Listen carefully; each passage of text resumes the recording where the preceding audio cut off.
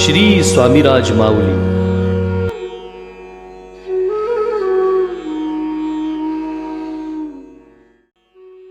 20-25 नाही तर तब्बल 150 वर्षापूर्वीपासून साजरा होणारा सोहळा आणि प्रत्यक्ष श्री स्वामीसुत महाराजांनी स्वामी समर्थ महाराजांच्या देहस्वरूपी हयातीत साजरा केलेला सोहळा अद्याप समस्त श्री स्वामी भक्तांना माहिती नाहीये.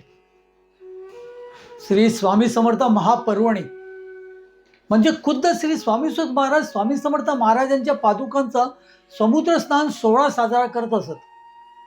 हा सोहळा केव्हा असतो, कुठे असतो, कसा साजरा होतो, त्याचे महात्म्य काय, त्याची महती काय आणि त्याची आलेली समस्त स्वामी भक्तांना प्रचिती ती काय, आज या विषयावरती आपण बोलणार आहोत.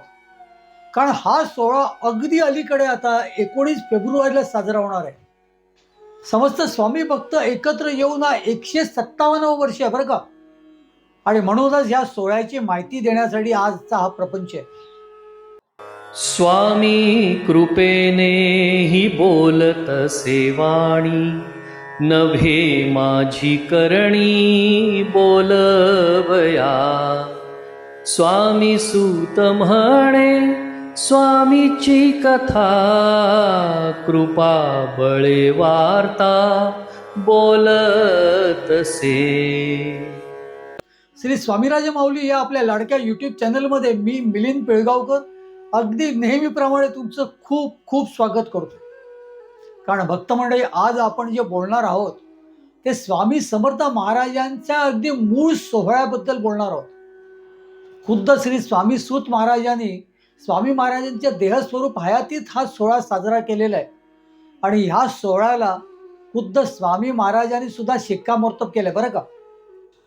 मुंबईचे हरिभाऊ तावडे स्वामी महाराजांना भेटायला गेले आणि स्वामी महाराजांनी त्यांना आपल्या मांडीवरती बसून त्यांना आपलं सूतच करून टाकलं.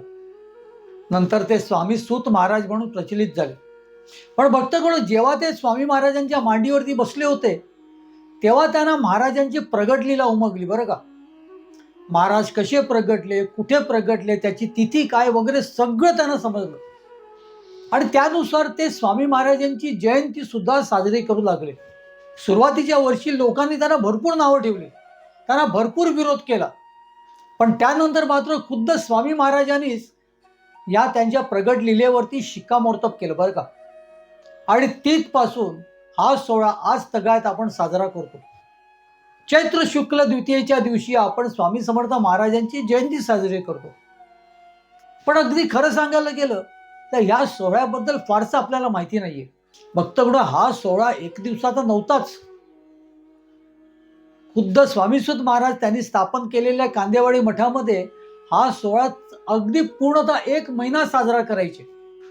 होय भक्तगण, 1 महिना म्हणजे चैत्र शुक्ल द्वितीयेला जर स्वामी महाराजांची जयंती साजरी होत असेल तर त्याच्या बरोबर 1 महिना आधी फाल्गुन शुक्ल द्वितीयेला या उत्सवाची ते नांदी करायचे.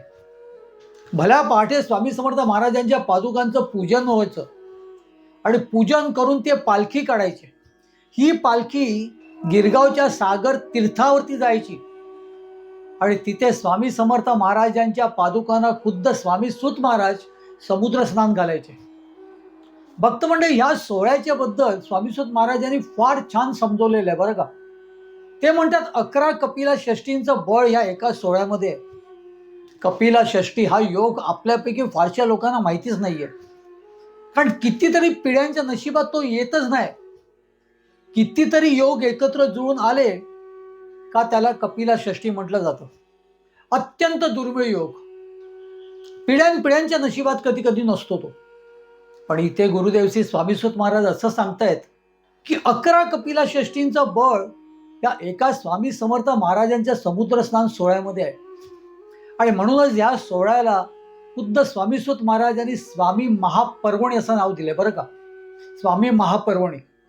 अगदी भल्या पहाटे स्वामी महाराजांची पालखी ते सागर तीर्थ समुद्र स्नानासाठी घेऊन जात असत. पण भक्तमंडळी, ही पालखी कशी ती घेऊन जात असत तो लवाजमा खरोखर ऐकण्यासारखा आहे. एकूण आजचा हा जो आपला जो एपिसोड आहे हा खरोखर श्रवणीय आहे. कारण मी आज इथे परब्रह्म स्वामी समर्थ महाराजांचा थाट, त्यांच्या अदब याबद्दल सुद्धा बोलणार आहे. स्वामी स्वत महाराज स्वामी समर्थ महाराजांचा छबिना म्हणजे पालखी जी त्या मठातून काढायची, ते पहिलं पाऊल जे पडायचं ते पायघड्यांवरती. सबंध रस्ताभर लाल पायघड्या पांघरल्या जायच्या. त्या अगोदर तो रस्ता झाडला जायचा. बरं, एवढंच नाही तर त्या रस्त्यावरती गोमूत्र शिंपडलं जायचं आणि मग पांघरलेल्या त्या पायघड्यांवरती फुलांचा सडा घातला जायचा. त्या पायघड्यांच्या दोन्ही बाजूनी इतर सर्व सेवाविचारी मंडळी रांगोळ्या घातल्या जायच्या त्याच्यावर.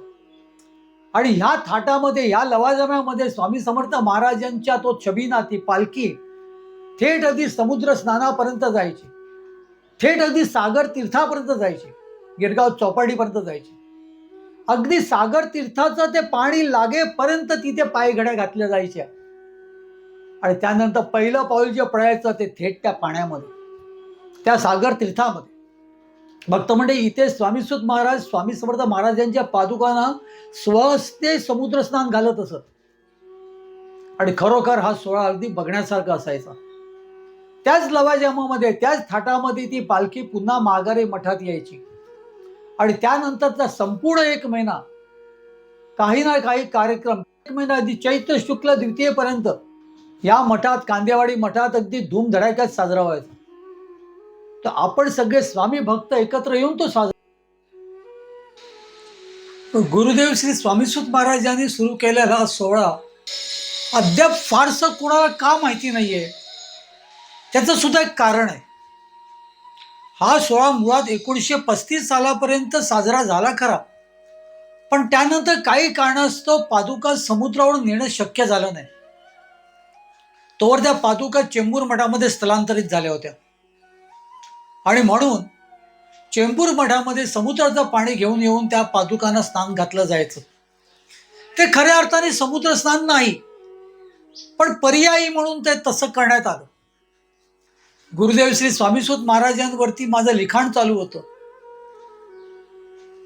आणि त्याचा शोध घेत असताना काही कागदपत्र मिळाली आणि त्या कागदपत्रातला उल्लेख बघून हा सोहळा होता हे नक्की झालं. मग काय, समस्त स्वामी भक्त आम्ही एकत्र आलो आणि महाराजांचा हा सोहळा साजरा करायला सुरुवात केली. अनेक भक्तगणांना ह्या सोहळ्याचा एक विशेष स्वतंत्र अनुभव आहे, तो वैयक्तिक आहे. पण एवढं मात्र नक्की सांगतो की ह्या सोहळ्याला आलेल्या लोकांचं आयुष्याचं सोनं मात्र झालं. काही लोकांना नोकऱ्या नव्हत्या, त्या मिळाल्या. काही लोकांचं लग्न होत नव्हतं, ते झालं. तर काही लोकांचं अगदी नाना अडलेली कामं जी होती ती हळूहळू सुटत गेली. मग त्याच्यामध्ये कोर्ट केसेस पर्यंत जात. कुठेही स्वामी महाराजांनी कोणालाही काही कमी केलं नाही बरं का. गुरुदेव श्री स्वामीसुत महाराजांनी प्रस्थापित केलेल्या ह्या श्री स्वामी महापर्वणी सोहळ्यात खुद्द गुरुदेव श्री स्वामीसुत महाराज असतात. आणि ते असल्यामुळे स्वामी महाराज तर असतातच असतात. असाच एक अनुभव मी तुम्हाला माझा स्वतःचा सांगतो. 2005 साली या उत्सवाचं आम्ही पुनरुत्थान केलं, अगदी धूमधडाक्यात केलं. पण जेवढ्या जोमाने आम्ही केलं, ज्या पद्धतीने असंख्य स्वामी भक्त एकत्र आलो आम्ही, तेवढाच या सोहळ्याला विरोध सुद्धा होता, प्रचंड विरोध होता. आणि विरोध करणारी मंडळी अगदी तारतम्य न बाळगता ती वाटेल त्या थराला पोचली. पण हा सोहळा गुरुदेव श्री स्वामीसुत महाराजांच्या प्रेरणेतून सुरू झालेला आहे. त्यांनी स्वतः तो 1870 साली प्रस्थापित केलेला आहे. त्यामुळे ह्या सगळ्या विरोधाला तोंड देऊन सगळे स्वामी भक्त ती खंबीरपणे उभे राहिले. पण माझं वैयक्तिक एक गोष्ट सांगू का तुम्हाला. मला कुठेतरी मनामध्ये असं वाटत होतं की एवढ्या भांडण तंटा, लोकांची असे वेगवेगळे विचार, ह्याच्यामध्ये आपण महाराजांचा सोहळा करायला जातोय खरं, पण खरोखर महाराज आपल्याबरोबर असतील का. अक्कलकोटचे अण्णू गुरुजी सुद्धा त्यावेळेला इथे होते.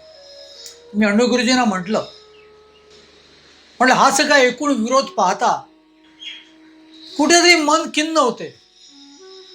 कळत नाही नेमकं मी करतोय ते बरोबर करतोय का चुकतोय. त्यावर अण्णू गुरुजी म्हणाले, तू जे करतोय तुझं मन काय तुला सांगतंय. म्हणलं मला तर कागदपत्र मिळाले आहेत, त्याची जुनी जुनी नोंदी मिळालेल्या आहेत, मी खूप लोकांशी बोललो सुद्धा. हा सोहळा साजरा होतच होता. जुनी कागदपत्र जी काय मिळाली त्याच्यावर हे कळलं की कोणते तर साल होतं की ज्या सालापासून समुद्रावरती पादुका नेणं बंद झालं.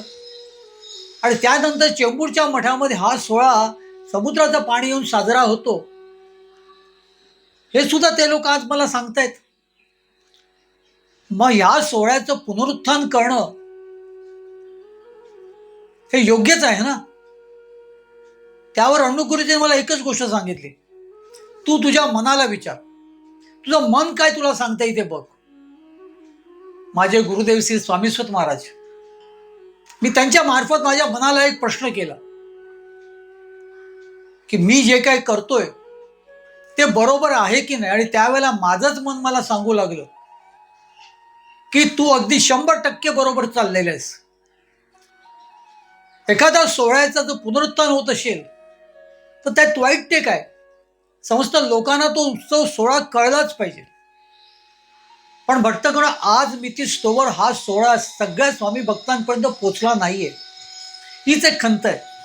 आणि म्हणूनच एक गोष्ट तुम्हाला सर्वांना विनंती करतो की हा सोहळ्याचा हा जो एपिसोड आहे हा सर्वत्र शेअर करावा. असो, मन मात्र खिन्न होतं. कुठेतरी याच्या मनात असं वाटत होतं की का या स्वामी महाराजांच्या उत्सवाला विरोध व्हावा. विरोध होण्याचं कारण ते काय, मी कुठचंही चुकीचं काम करत नव्हतो. असं करता करता त्या स्वामी समर्थ महाराजांच्या महापर्वणीचा दिवस उजाडला. चैत्र शुक्ल द्वितीया, मला आठवतं 2005 साली हा सोहळा 12 मार्चला होता.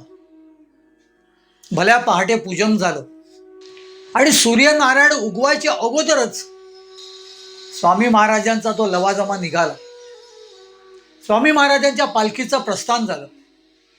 असंख्य भक्त मंडळी सेवेत होते. कोण रस्ता झाडत होते, तर कोण त्याच्यावरती गोमूत्र शिंपडत होतं, कोण त्याच्यावरती लाल पायघड्या घातल्या जात होत्या, आजूबाजूला 2 बाजूला रांगोळ्या घातल्या जात होत्या,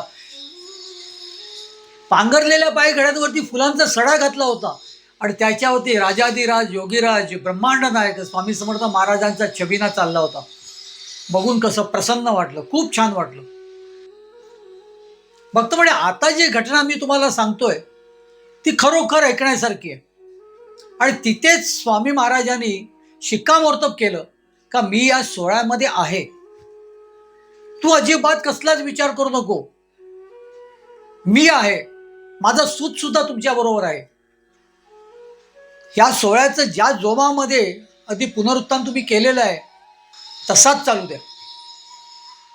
हे खुद्द महाराजांनी एक कृती करून आम्हाला त्याच्यावरती शिक्कामोर्तब केलं बरं का. आणि ती घटना आता मी तुम्हाला सांगायला जातोय. भल्या पहाटे स्वामी समर्थ महाराजांची पालखी घेऊन आम्ही समुद्रावरती गेलो खरे. इतक्या सकाळी त्या समुद्र किनाऱ्यावरती सागर तीर्थावरती कोणीच नसतं. पण लांब कुठेतरी एक बाई आम्हाला दिसल्या, लाल साडी घातल्या होत्या आणि त्यांच्या बरोबर एक 10 वर्षाचा एक मुलगा सुद्धा होता. हातामध्ये एक पांढरी पिशवी होती. सुरुवातीला आम्हाला असं काहीतरी वाटलं की कोणतरी मागणारी असेल. आम्ही फारसं तिच्याकडे लक्ष दिलं नाही. पण जशी पालखी आमची आली तशी ते दोघं धावत धावत आले आणि धावत धावत येऊन ते चौकशी करू लागले की हे काय आहे. भक्तगण, स्वामी समर्थ महाराजांना ती बाई ओळखत सुद्धा नव्हती, कारण ती बंगाली होती. अगदी अलीकडे 10-12 वर्षापूर्वी ती मुंबईत आलेली. त्यामुळे स्वामी समर्थ महाराज हे तिला माहिती नव्हते. ज्या उत्कंठेमध्ये तिचे सगळे प्रश्न विचारत होती, पर तिचा विचारणं सुद्धा आम्हाला काय असं विशेष कळत नव्हतं, कारण ती हिंदी बोलण्याचा प्रयत्न करत होती. तिला हिंदी येत नव्हतं, तिला फक्त तिचा बेंगॉली येत होतं. पण त्याच वेळेला आमच्या परिवारामध्ये एक बंगाली मुलगा सुद्धा होता. त्याला मी सांगितलं बघ काय म्हणते ती. तेव्हा त्या पोराने तिच्याकडे संभाषण केलं आणि तेव्हा आम्हाला एक गोष्ट जी कळली ती खरोखर पायाखालची रेती सरकली. आम्हालाच कळेना की नेमकं घडतंय काय. फक्त म्हणजे त्या बाईने जे काय सांगितलं ते तुम्हाला मी इथंभूत सांगतो. एक साधारण 12 वर्षापूर्वी कलकत्त्यामध्ये एका खेड्यामध्ये तिचं लग्न झालं. नवरा तिचा हिऱ्याचा कारागीर होता. इथे मुंबईमध्ये त्यांनी एक छोटंसं घर घेतलं आणि तिथे आपला संसार थाटला. 1-1.5 वर्षामध्ये तिला मुलगा झाला. म्युन्सिपाल्टीच्याच हॉस्पिटलमध्ये तिची डिलिव्हरी झाली. हा मुलगा जेमतेम अगदी 1 दिवसाचा होता. लहान बाळ होतं आणि चुकून त्या मुलाचं डोकं त्या लोखंडा खाटलेला तिथे त्यांचं आपटलं गेलं. एवढं जोरात आपटलं गेलं की त्या बाईंनी अगदी पूर्णतः आशाच सोडली. त्या मुलाच्या तोंडातून फेस येत होता. लगेच डॉक्टर नर्स आले. त्यांना जे काय उपचार करायचे होते त्यांनी केले. पण एक मात्र डॉक्टरांनी तिला सांगितलं की हा मुलाचं ज्या पद्धतीने डोकं आपटलेलं आहे त्याच्या पुढची मी काही शाश्वती देत नाही. हा मोठा झाल्यावरती कसा होईल याबद्दल मी आता काहीच सांगू शकत नाही. तो 2 पायावरती उभा राहील की नाही हे सुद्धा मी आता नाही सांगत. कारण जसा तो मोठा होईल तसं आपल्याला त्याच्यामध्ये काय कमी आहे ती कळत राहील. आणि ह्याच्यावरती काय उपचार होतीलच असं सुद्धा नाहीये. हे ऐकून ती बाई खूप घाबरली, रडायला लागली. तिच्या नवऱ्याने तिला धीर देण्याचा कितीतरी प्रयत्न केला पण काही केल्या ती ऐकेना. आणि जेव्हा ती शांत झाली तेव्हा तिला तिचं दैवत आठवलं. कलकत्त्याच्या त्या खेड्यामध्ये एका महात्म्याचा मठ आहे आणि ते महात्मे त्यांचं आराध्य दैवत आहे. इथे मुंबईतूनच त्या महात्म्याकडे तिने प्रार्थना केली की हे जे काय डॉक्टर सांगतायत तसं काही होऊ दे नको. माझा मुलगा व्यवस्थित होऊ दे. कुठच्याही पद्धतीचा त्याला आजार होऊ दे नको. ही जी काय माझी चूक झाली त्याची तो जे काय मला करायचं ते मला शासन कर. पण माझं ते 1 दिवसाचं बाळ आहे त्याला सुखरूप ठेव. हा मुलगा जसा मोठा होईल आणि तुझ्या कृपेने जर तो व्यवस्थित झाला, कुठच्याही पद्धतीची कमी जर त्याच्यामध्ये आम्हाला भासली नाही तर मी गावाला नक्की येईन. आणि फक्त येईनच नाही तर तिथे तुला येऊन एक शंख सुद्धा वाहीन. भक्त मंडळी, त्या समाजामध्ये शंख वाहण्याची प्रथा आहे. झालं. ती जीव मुठीत घेऊन त्या पोराला वाढवत होती. मधल्या काळामध्ये तिचे यजमान सुद्धा वारले. मग यजमानाच्या जागी त्या हिऱ्याच्या कारखान्यामध्ये ती लागली. कसे बसे 2 पैसे मिळत होते. त्याच्यातच पुढे मुलाचं शिक्षण वगैरे करायचं होतं. कधी कधी अर्धपोटी राहून सुद्धा ते दोघं जगले. फक्त त्या महात्म्याचं नाव घेत घेत ते जगले. आणि खरोखर तो मुलगा अगदी व्यवस्थित झाला. तो मुलगा जसजसा वाढत होता तसं ती एकदा यजमानांबरोबर जाऊन तिने एक भला मोठा शंख घेतला होता. पण ती गावाला मात्र जाऊ शकली नाही कारण यजमान राहिले नाहीत. आणि रोजच्या कमाईवरती रोजच्या हातावरती दुसऱ्या दिवशीचं पोट असायचं. आणि स्वतःच नाही तर त्या लेकराचं सुद्धा. तो मुलगा जसजसा मोठा झाला तसं या माऊलीने त्याला शाळेत सुद्धा घातलं. शाळेत त्याचा उत्तम प्रकारे अभ्यास चालला होता. पण ह्या बाईच्या मनामध्ये मात्र एकच खंत असायची का मला अजूनपर्यंत गावाला जायला मुभा मिळत नाहीये.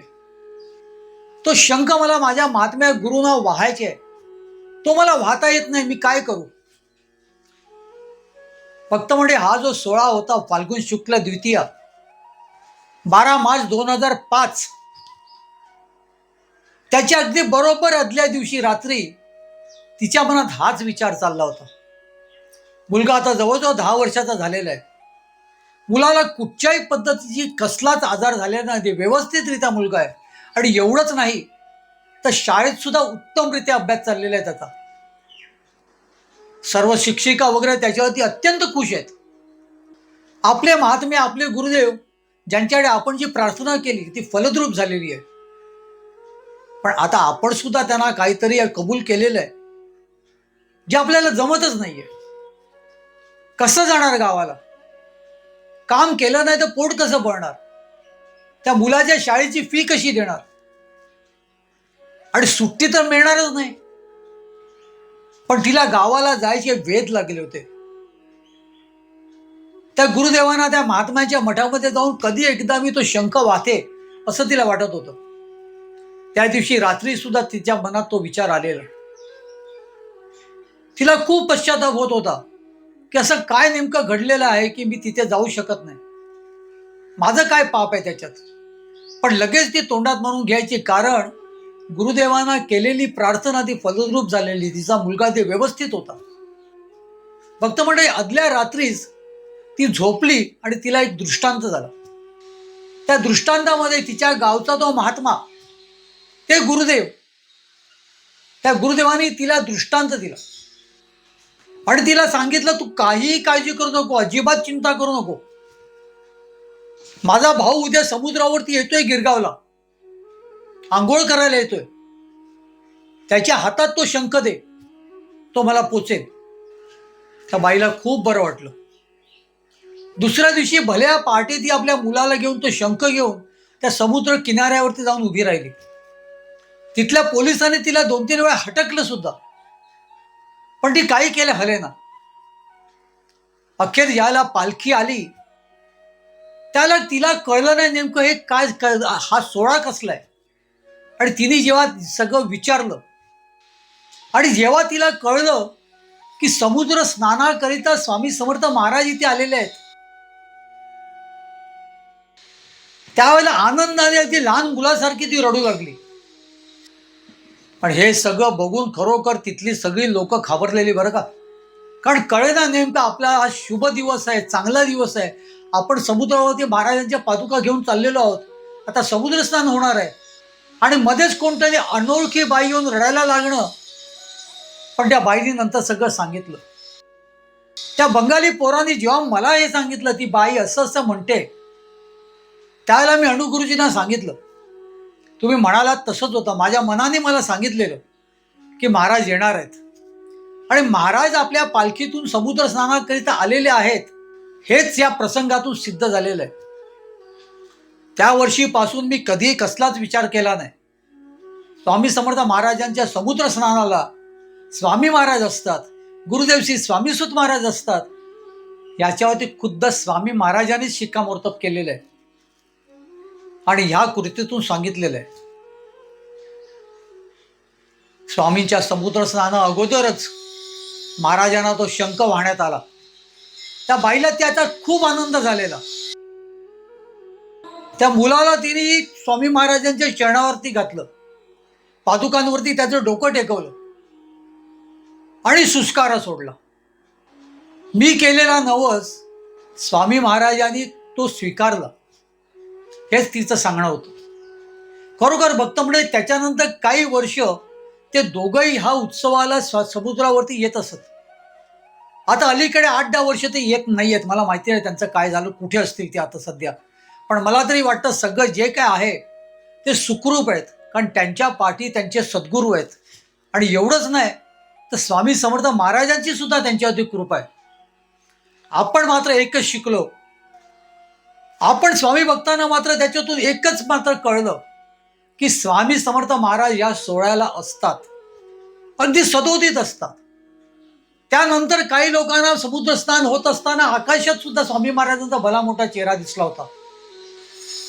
एकदा तर पांढरा शुभ्र शद्रा लेंगा घातलेले स्वामी महाराज सगळ्यांना दिसले होते. पण त्यांचं ज्यावेळेला दर्शन घडलं त्याला लोकांना आपण काहीतरी वेगळं बघतो असं वाटलंच नाही.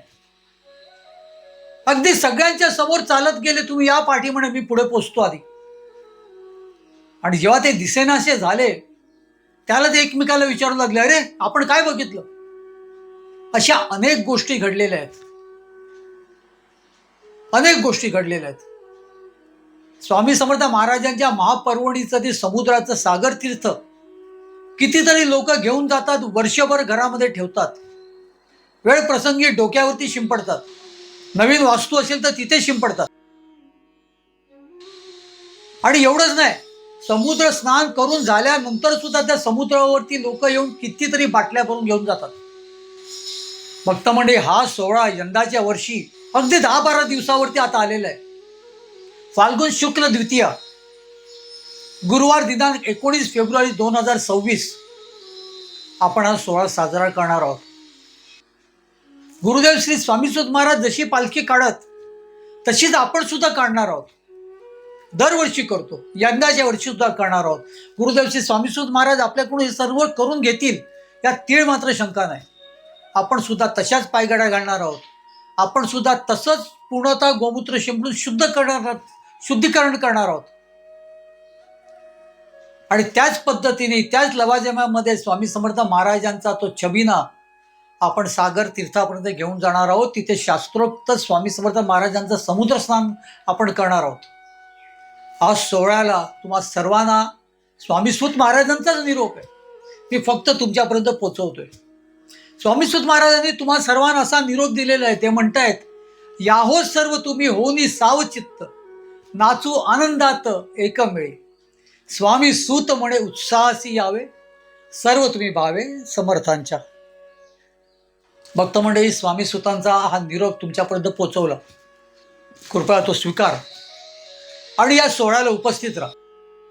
आपल्याला या सोहळ्यामध्ये सेवेकरीची सुद्धा भरपूर गरज आहे. पायघड्या घालणारे सुद्धा आपल्याला सगळे बाळगोपार पाहिजेत. कारण त्या पाठी रिकाम्या झालेल्या पायघड्या ज्या असतील त्या गुंडाळून पुढे धावत धावत जाऊन घालायचे आहेत. ही सेवा फार महत्वाची आहे आणि विशेष करून बाळगोपाळांसाठी आहे, ती तरुण मंडळींसाठी आहे. त्यानंतर स्वामी समर्थ महाराजांची जी आरती असते, अशा कितीतरी महिला आरती घेऊन पुढे असतात. त्या महिला सुद्धा आपल्याला पाहिजेत. त्याच परीने 5 नद्यांचं पाणी असतं, ते 5 जलकुंभ डोक्यावर देऊन घेऊन ते जायचं असतं. त्या 5 जणी सुद्धा आपल्याला पाहिजेत. तेव्हा भक्तगण, स्वामी सुतांच्या या आमंत्रणाचा आपण स्वीकार करूया. अगदी प्रेमाने स्वीकार करूया. महाराजांना हात जोडूया आणि सर्व उपस्थित राहूया. हा सोहळा धूमधडाक्यात साजरा करूया. जमेल तेवढी सेवा सुद्धा करूया. गुरुदेव श्री स्वामीसुत महाराज नेमका या उत्सवाबद्दल काय म्हणतायत, या उत्सवाची महती ते कसं ते अभंगातून समजावून सांगतायत, त्यानंतर ते कसं ते आपल्याला उत्सवाचं आमंत्रण देत आहेत, हे सर्व अभंगातून त्यांनी सांगितलेलं आहे. तो अभंग ऐकूया.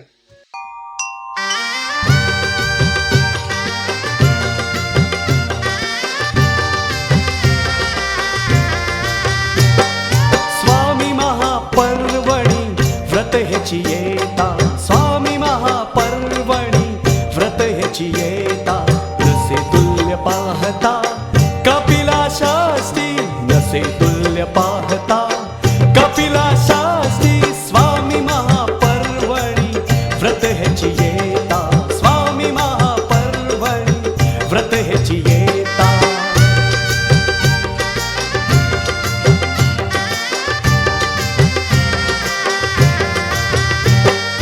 कपिला षष्ठी पर्व 11 वेळा येता, कपिला षष्ठी पर्व 11 वेळा येता, असे याची व्रता एक वेळा, स्वसे याची व्रता एक वेळा, स्वामी अवताराची वेळ ही निपुण, स्वामी अवताराची वेळ ही निपुण, पर्वणी साधून स्नान करा, पर्वणी साधून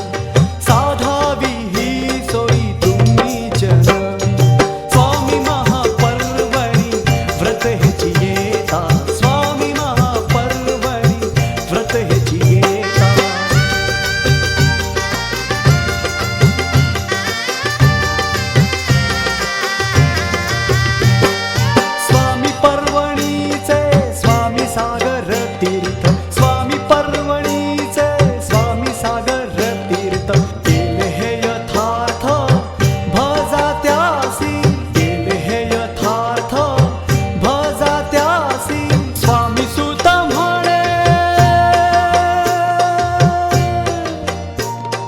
स्वामी सुत म्हणे जगाचा उद्धार स्वामी सुत म्हणे जगाचा उद्धार तीर्थ हे निर्धार पर्वणीचे तीर्थ हे निर्धार पर्वणीचे स्वामी महापर्वणी व्रत हेची येता स्वामी महापर्वणी व्रत हेची येता नसे तुल्य पाहता कपिला षष्ठी नसे तुल्य पाहता कपिला षष्ठी स्वामी महापर्वणी व्रत हेची येता स्वामी महापर्वणी व्रत हेची येता तेव्हा भक्तगण, उत्सवाला नक्की या.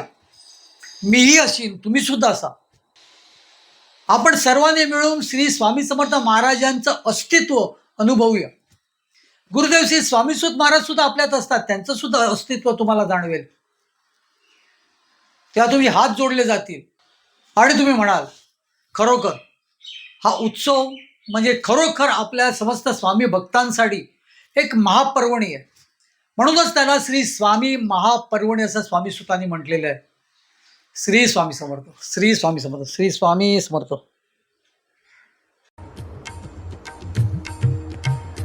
स्वामी देई हेची दान नित्य चरणाचे दर्शन चरणाचे दर्शन नित्य चरणाचे दर्शन मज नको धन दारा तुझ्या चरणी द्यावा थारा चरणी द्यावा थारा तुझ्या चरणी द्यावा थारा मज ठेवावे भिकारी सुखे करीन चाकरी सुखे करीन चाकरी तुझे नाम माझी जोड मुखी राहो तेची गोड राहो तेची गोड मुखी राहो तेची गोड स्वामी देई हेची दान नित्य चरणाचे दर्शन चरणाचे दर्शन नित्य चरणाचे दर्शन तुझ्या चरणी माझा माथा ऐसे करी दीनानाथा ऐसे करी दीनानाथा तुझ्या नामी लागो छंद मज द्यावे दासपद द्यावे दासपद मज द्यावे दासपद स्वामी देई हेची दान नित्य चरणाचे दर्शन चरणांचे दर्शन नित्य चरणांचे दर्शन सुत मागे हेची दान सुत मागे हेची दान तुझ्या चरणी होऊलीन तुझ्या चरणी होऊलीन स्वामी देई हेची दान नित्य चरणांचे दर्शन चरणांचे दर्शन नित्य चरणांचे दर्शन मज नको धन दारा तुझ्या चरणी द्यावा थारा चरणी द्यावा थारा तुझ्या चरणी द्यावा थारा स्वामी देई हेची दान नित्य चरणांचे दर्शन चरणांचे दर्शन नित्य चरणांचे दर्शन स्वामी देई हेची दान स्वामी देई हेची दान स्वामी देई हेची दान.